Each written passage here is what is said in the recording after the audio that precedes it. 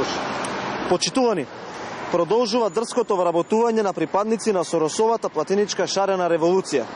Најнов случај е Замир Мехмети, брат на поранешната платеничка Ермира Мехмети од ДУИ. Мехмети стана неизвршен директор во одборот на директори на Македонски Телеком. И ова вработување, исто како сите останати, е спроведено без конкурс. Се поставува прашањето, кои критериуми ги има исполнето Мехмети за да биде награден со ваква важна функција во Телеком и да ги застапува интересите на Република Македонија. Ова ли е таа професионализација што толку многу ја најавуваше СДС и ЗАЕВ во предизборниот период?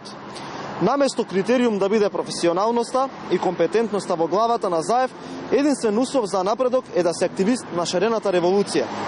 Ваквите вработувања не се непознати за СДС и ЗАЕВ. Не издржаа ниту 100 дена како се на власт, а почнаа да вработуваат луѓе по партиско-роднинска врска. Замислете, генералниот секретар на владата, Драги Рашковски, си ја вработи мајката на неговата сопруга за председател на Комисијата за жалби. Списокот на ваквите безобразни вработувања е долг. Петар Арсовски, Ѓунер Исмејл, Никола Наумовски, Мирослав Грчев, Петри Сарачини, Нора Шакири се дел од шарената платеничка револуција, која со месеци дивееше и ги тероризираше граѓаните на Република Македонија и Скопје, а си најдоа места по државните институции. Но тоа не е се. Како дел од тие масовни вработувања се Зоран Бојаровски, Бојан Маричик, Дане Талевски, Маријан Забрчанец, Бранимир Јовановиќ, Дарко Лешовски, Ватко Васил, Јована Аврамчевска и многу други се дел од долгата листа на ново вработени. Ваквите вработувања мора да престанат.